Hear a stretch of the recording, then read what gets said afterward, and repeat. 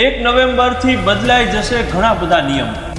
Bank સાથે સંકળાયેલા વર્ગના લોકોએ નવા નિયમોની જાણકારી મેળવવી જરૂરી રહેશે।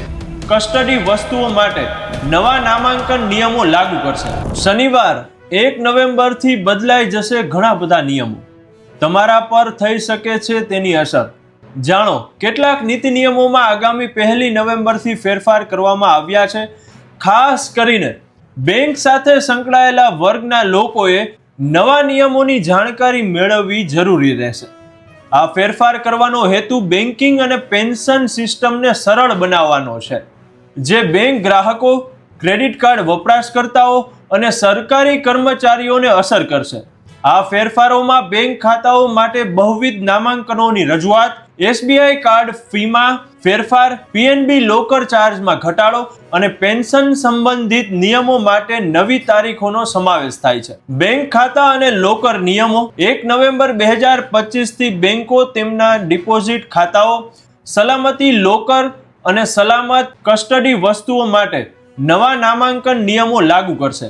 નાણાં મંત્રાલયે જણાવ્યું છે કે બેન્કિંગ કાયદા સુધારા અધિનિયમ 2025 ની કલમ 10 થી 13 ની જોગવાઈઓ 1 નવેમ્બરથી અમલમાં આવશે। ગ્રાહકો હવે તેમના ખાતા માટે 4 જેટલા નોમિનીઓને નોમિનેટ કરી શકશે। તેઓ એક જ સમયે બધાને નોમિનેટ કરી શકે છે અથવા જરૂર પડે નોમિનીઓને ભંડોળ કયા ક્રમમાં મળશે તે પણ પસંદ કરી શકે છે। આનાથી વિવાદો અને દાવાઓમાં વિલંબ અટકાવવામાં મદદ થશે।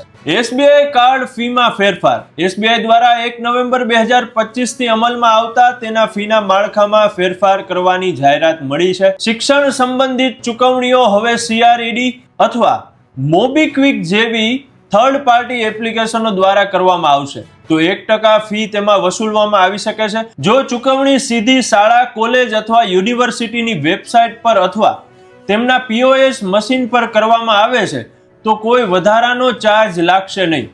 વધુમાં 1000 થી વધુના વોલેટ લીડ વ્યવહારો પર પણ 1% વસૂલ કરવામાં આવશે। પીએનબી લોકર ચાર્જ ઘટાડવામાં આવ્યા છે।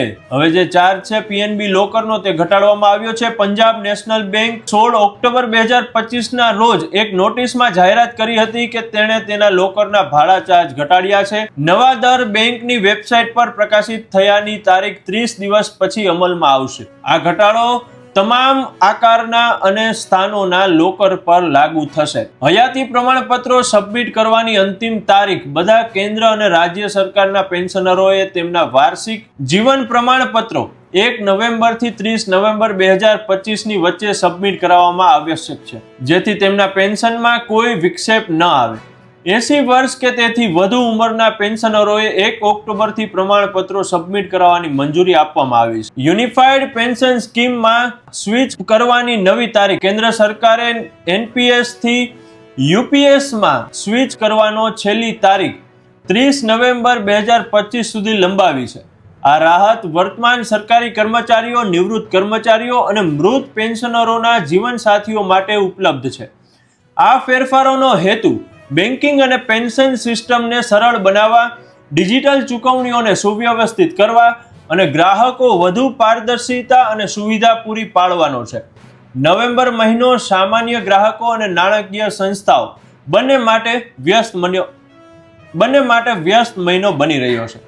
આ માહિતી જાણીને આપને કેવું લાગ્યું એ ચોક્કસથી જણાવજો અને અવર રાજકોટને ફોલો કરવાનું અને સબસ્ક્રાઇબ કરવાનું ના ભૂલતા। ધન્યવાદ।